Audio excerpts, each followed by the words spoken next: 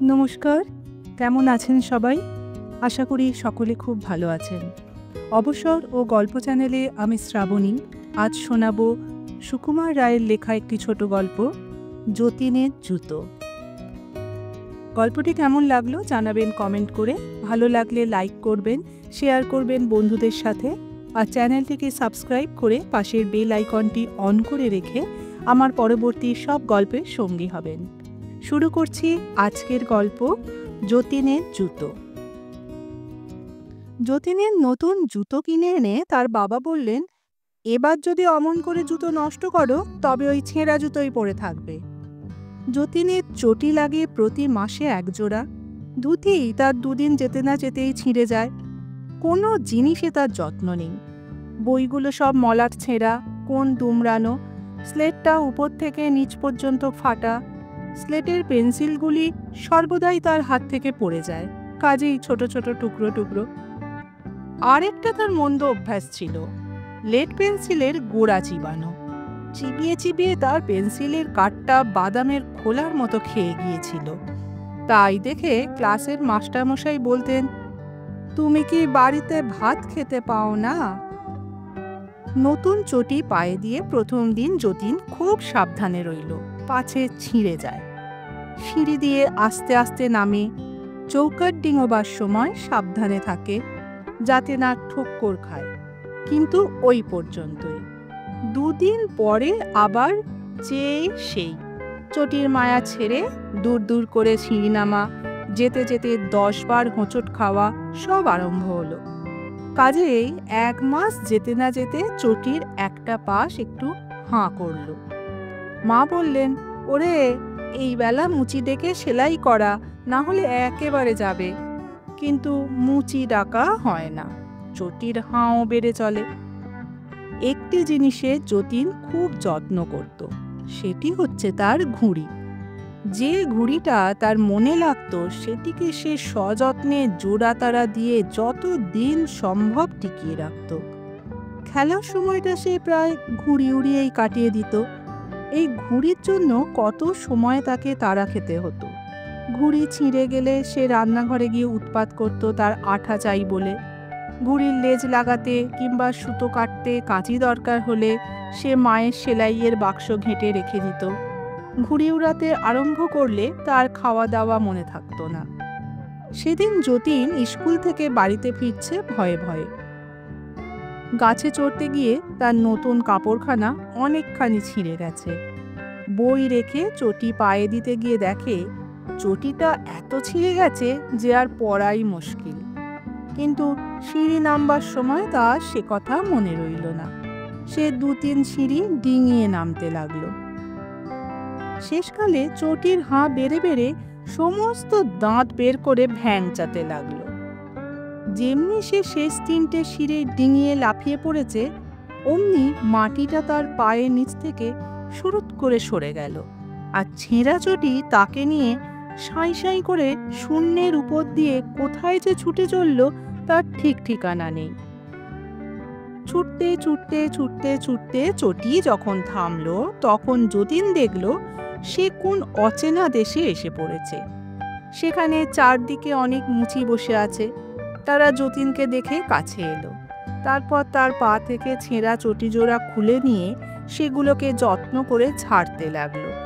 তাদের মধ্যে একজন মাতব্বর গোছের, সে যতীনকে বলল, তুমি দেখছি ভারী দুষ্টু, জুতো জোড়ার এমন দশা করেছ। দেখো দেখি, আর একটু হলে বেচারিদের প্রাণ বেরিয়ে যেত। যতীনের ততক্ষণে একটু সাহস হয়েছে। সে বলল, জুতোর আবার প্রাণ থাকে নাকি? মুচিরা বলল, তা না তো কি? তোমরা বুঝি মনে করো তোমরা যখন জুতো পায়ে দিয়ে জোরে ছোটো তখন ওদের লাগে না? খুব লাগে, লাগে বলেই তো ওরা মচমচ করে। যখন তুমি চটি পায়ে দিয়ে দূর দূর করে সিঁড়ি দিয়ে ওঠানামা করছিলে আর তোমার পায়ের চাপে ওর পাশ কেটে গিয়েছিল, তখন কি ওর লাগেনি? খুব লেগেছিল। সেই জন্যই ও তোমাকে আমাদের কাছে নিয়ে এসেছে। যত রাজ্যের ছেলেদের জিনিসপত্রের ভার আমাদের উপর। তারা সেসবের অযত্ন করলে আমরা তাদের শিক্ষা দিই। মুচি যতীনের হাতে ছেঁড়া চটি দিয়ে বলল, নাও, সেলাই করো। যতীন রেগে বলল, আমি জুতো সেলাই করি না, মুচিরা করে। মুচি একটু হেসে বলল, এ কি তোমাদের দেশ পেয়েছো যে করব না বললেই হলো? এই ছুঁচসুতো নাও, সেলাই করো। যতীনের রাগ তখন কমে এসেছে, তার মনে ভয় হয়েছে। সে বলল, আমি জুতো সেলাই করতে জানি না। মুচি বলল, আমি দেখিয়ে দিচ্ছি, সেলাই তোমাকে করতেই হবে। যতীন ভয়ে ভয়ে জুতো সেলাই করতে বসল। তার হাতে ছুঁচ ফুটে গেল, ঘাড় নিচু করে থেকে থেকে ঘাড়ে ব্যথা হয়ে গেল। অনেক কষ্টে সারাদিনে এক পাটি চটি সেলাই হলো। তখন সে মুচিকে বলল, কাল অন্যটা করব, এখন খিদে পেয়েছে। মুচি বলল, সে কি, সব কাজ শেষ না করে তুমি খেতেও পাবে না, ঘুমোতেও পাবে না। এক পাটি চটি এখনো বাকি আছে। তারপর তোমাকে আস্তে আস্তে চলতে শিখতে হবে, যেন আর কোনো জুতোর ওপর অত্যাচার না করো। তারপর দর্জির কাছে গিয়ে ছেঁড়া কাপড় সেলাই করতে হবে। তারপর আর কি কি জিনিস নষ্ট করো দেখা যাবে। যতীনের তখন চোখ দিয়ে জল গড়িয়ে পড়ছে। সে কাঁদতে কাঁদতে কোনো রকমে অন্য চটিটা সেলাই করলো। ভাগ্যে এ পাটির বেশি ছেঁড়া ছিল না। তখন মুচিরা তাকে একটা 5 তলা উঁচু বাড়ির কাছে নিয়ে গেল। সে বাড়িতে সিঁড়ি বরাবর 1 তলা থেকে 5 তলা পর্যন্ত উঠে গেছে। তারা যতীনকে সিঁড়ির নিচে দাঁড় করিয়ে দিয়ে বলল, যাও, একেবারে 5 তলা পর্যন্ত উঠে যাও, আবার নেমে এসো। দেখো, আস্তে আস্তে একটি একটি সিঁড়ি উঠবে নামবে। যতীন 5 তলা পর্যন্ত উঠে গিয়ে নেমে এলো। সে নিচে আসলে মুচিরা বলল, হয়নি, তুমি 3 বার দুটো সিঁড়ি একসঙ্গে উঠেছ, 5 বার লাফিয়েছ, 2 বার 3টে করে সিঁড়ি ডিঙিয়েছ। এবার ওঠো, মনে থাকে যেন, একটুও লাফাবে না, একটাও সিঁড়ি ডিঙোবে না। এতটা সিঁড়ি উঠে নেমে যতীন বেচারির পা টনটন করছিল। সে এবার আস্তে আস্তে উপরে উঠল, আস্তে আস্তে নেমে এলো। তারা বলল, আচ্ছা, এবার মন্দ হয়নি, তাহলে চলো দর্জির কাছে। এই বলে তারা তাকে একটা মাঠে নিয়ে গেল। সেখানে খালি দর্জিরা বসে বসে সেলাই করছে। যতীনকে দেখেই তারা জিজ্ঞেস করলো, কি কি ছিঁড়েছ? মুচিরা উত্তর দিল, নতুন ধুতিটা দেখো কতটা ছিঁড়ে ফেলেছে। দর্জিরা মাথা নেড়ে বলল, বড় অন্যায়, বড় অন্যায়, শিগগির সেলাই করো। যতীনের আর না বলবার সাহস হলো না। সে ছুঁচ সুতো নিয়ে ছেঁড়া কাপড় জুটতে বসে গেল। সবে মাত্র 2 ফোঁড় দিয়েছে, অমনি দর্জিরা চেঁচিয়ে উঠল, ওকে কি সেলাই বলে? খোলো খোলো। অমনি করে বেচারি যতবার সেলাই করে ততবার তারা বলে, খোলো খোলো। শেষে সে একেবারে কেঁদে ফেলে বলল, আমার বড্ড খিদে পেয়েছে, আমাকে বাড়ি পৌঁছে দাও, আমি আর কখনো কাপড় ছিঁড়ব না, ছাতা ছিঁড়ব না। তাতে দর্জিরা হাসতে হাসতে বলল, খিদে পেয়েছে? তা তোমার খাবার জিনিস তো আমাদের কাছে ঢের আছে।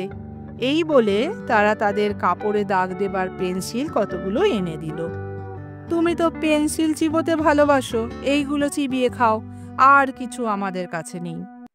এই বলে তারা যার যার কাজে চলে গেল। শ্রান্ত ক্লান্ত হয়ে যতীন কাঁদতে কাঁদতে মাটিতে শুয়ে পড়ল।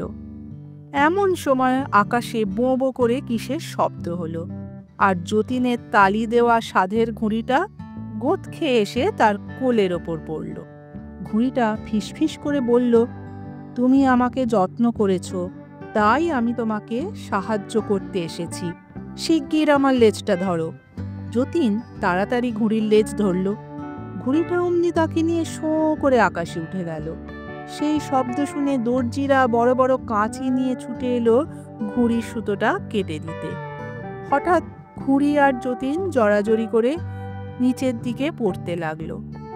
পড়তে পড়তে যেই মাটিটা ধাঁই করে যতীনের মাথায় লাগলো, অমনি সে চমকে উঠল। ঘুড়িটা কি হলো কে জানে।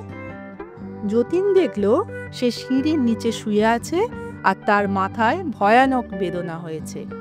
কিছুদিন ভুগে যতীন সেরে উঠল।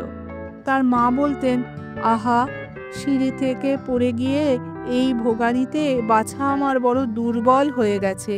সে স্ফূর্তি নেই, সে লাফিয়ে ঝাঁপিয়ে চলা নেই, কিছুই নেই। তা নইলে এক জোড়া জুতো 4 মাস যায়।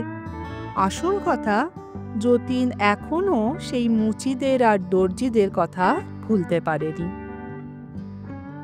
নমস্কার, গল্পটি ভালো লাগলে চ্যানেলটিকে সাবস্ক্রাইব করার অনুরোধ রইল।